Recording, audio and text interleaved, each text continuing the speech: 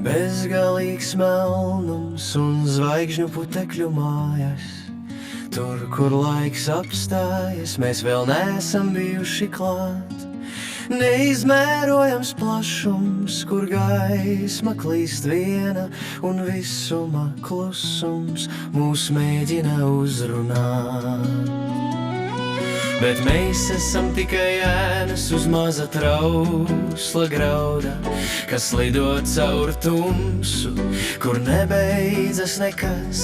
Mēs iedomājamies troni, mēs iedomājamies jaudu, bet galaktiku acīs mēs esam tikai putekļi nezināmi.